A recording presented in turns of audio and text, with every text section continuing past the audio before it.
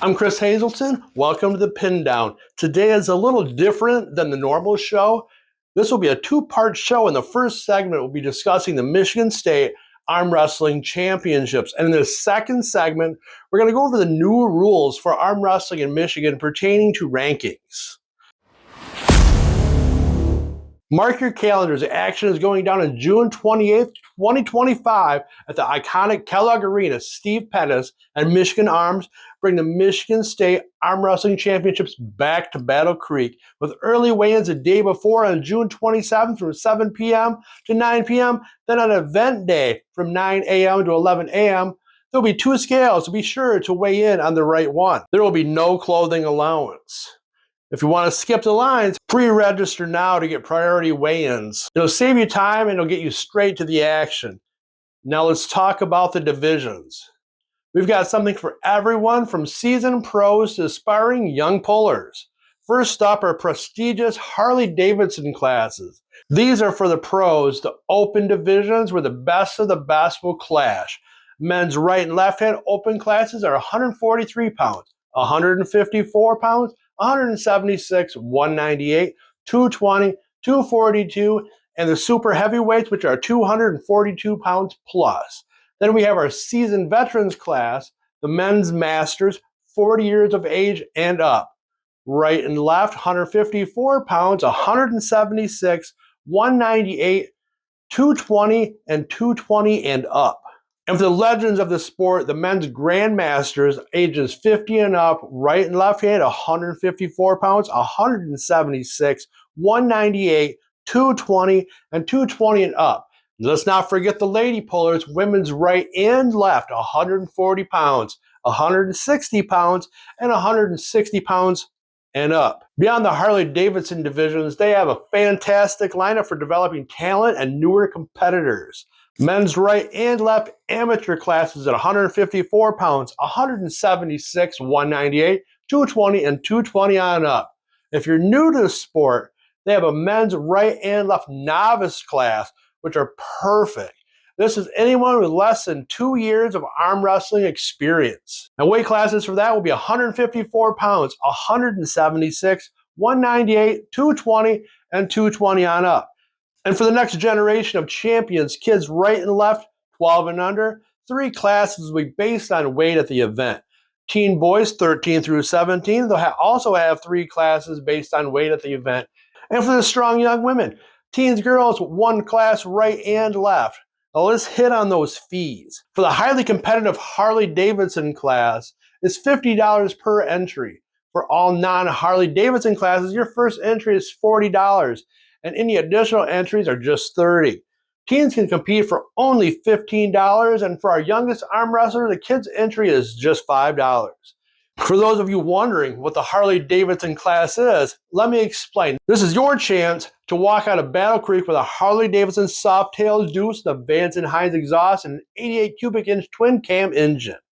If you win your weight class in any of the men's open pro categories, the women's open, the men's masters, the grandmasters categories, you will receive a key. Every single entry into the men's open pro and women's open categories, as I've said previously, will also receive 1 ticket per entry for a raffle for one of the keys that may start the bike. This means whether you conquer your division or not, every person who enters the tournament in those pro categories has a legitimate chance at winning that incredible Harley-Davidson. Your entry into the pro division could lead to the ride of a lifetime. So what are you waiting for? Whether you're a seasoned pro looking for glory, a rising star ready to make your mark, or just a fan who loves explosive action, the Michigan State Arm Wrestling Championship is a place to be on June 28th. Come witness incredible feats of strength, incredible technique, and an atmosphere like no other. For those of you that can't make it, I will be streaming this event on Facebook, TikTok, Instagram, as well as YouTube on the Chris Hazelton Arm Wrestling page. Michigan Hall of Fame arm wrestler and founder of No Wimps Arm Wrestling, Rod Sellers, will be in attendance with kettlebells to warm up with. You will also be doing a moontop gripper for money, as well as other grip-related contests for you to win. The coveted Silverback Award will be up for grabs again this year. In the comments below, let me know your predictions on who you think will get this prize this year.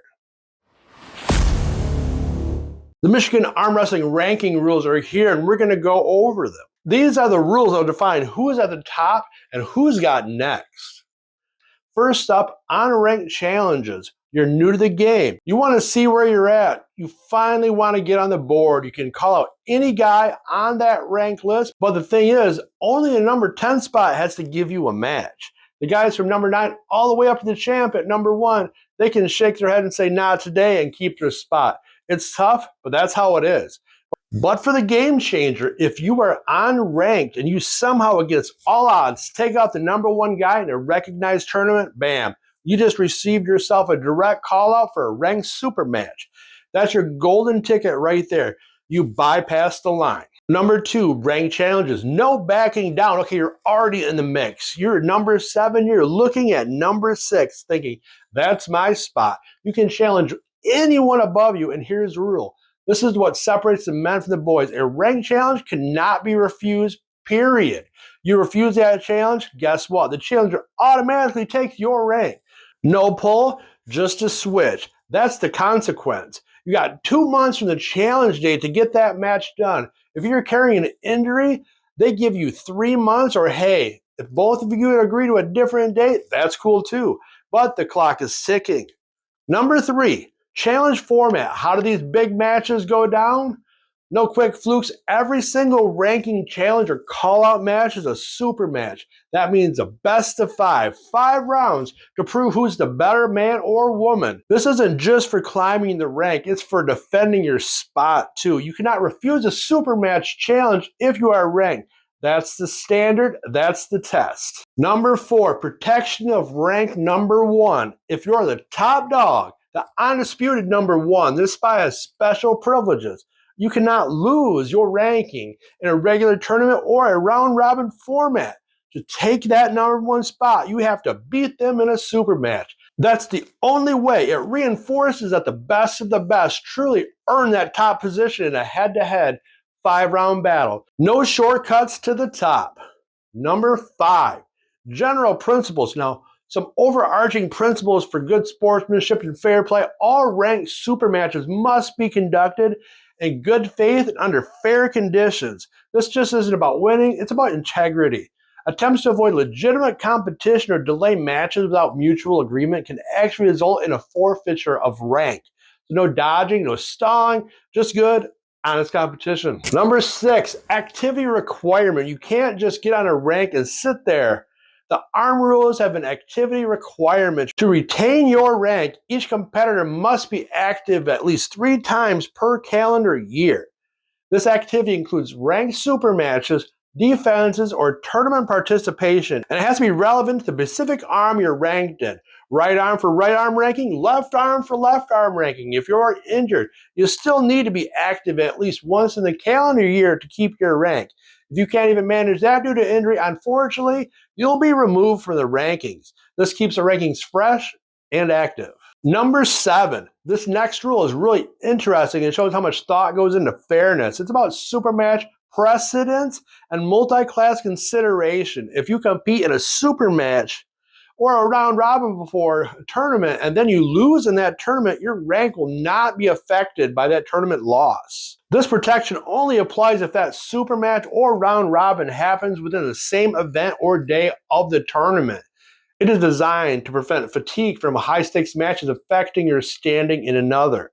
And if you're an absolute unit and you compete in multiple weight classes, the ranking committee will actually evaluate whether any losses were influenced by cross-division, fatigue, or exertion. They'll determine if a rank change is truly warranted based on those circumstances. That's a great level of detail to ensure fair play. Number 8, and finally the rule that injects a little bit of state rivalry, the state pride clause. While friendly rivalries are always encouraged, it's officially recognized that Michigan arm wrestling is second to none. And to our friends in Ohio, you're absolutely welcome to challenge that claim, but you got to do it on the table. So that's the spirit of competition right there. So there you have it, the official rules of the arm wrestling rankings of Michigan. These rules create a dynamic, challenging, and fair environment for the best arm wrestlers in the state to prove their dominance. It's not just about strength, it's about strategy, consistency, and a true fighting spirit. What do you think of these rules? Are you ready to climb the arm rankings? Let us know in the comments below. Don't forget to like this video, subscribe to the channel for more arm wrestling content, and hit that notification bell so you don't miss our next breakdown. Until next time, keep pulling hard.